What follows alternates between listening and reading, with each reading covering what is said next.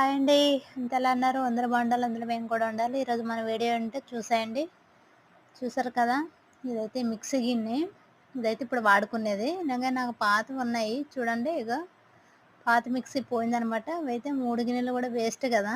జలపప్పు ఉడికిచ్చేస్తే ఏమొస్తదిలే అనేసి చక్కగా నేనైతే మొక్కలేసుకోవడానికి మనం ఇక్కడ వేస్ట్ ఏయన్నా మొక్కలకి కదా ఉపయోగిస్తాం. ప్లాస్టిక్‌వైనా, స్టీల్‌వైనా, అలాగే గాజువైనా ఏయైనా సరే చక్కగా మొక్కలేసుకోవచ్చు అందంగా. చూడండి ఎలాగా పెయింట్ ఏసుకొని చిన్నగా ఇలా డిజైన్ గీసుకున్నాను.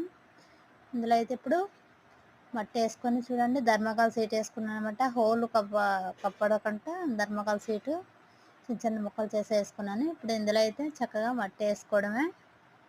సాయిల్ చూడండి మట్టి, ఇసుక అలాగే పెంట 3 కలుపుకొని ఏసుకున్నాననమాట చక్కగాన. చూడండి ఇందులో ఇప్పుడు మొక్కలు పెట్టేసుకుంటున్నాను. ఈజీగా చక్కగా మొక్కలు పెంచుకోవచ్చు కొద్దిగా ఇంట్రెస్ట్ చూపిస్తే.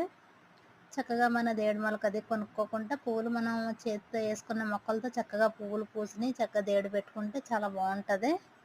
ఆ ఆనందం వేరేగా ఉంటది. మనం ఏసిన పువ్వులు మొక్కలు పూసాయంటే చూడ్డానికి కూడా ఆనందం అనిపిస్తది. అలాగే మనం దేవుడు పెట్టుకున్నా కూడా చాలా ఆనందం అనిపిస్తది. అలా మంచిదే కూడా.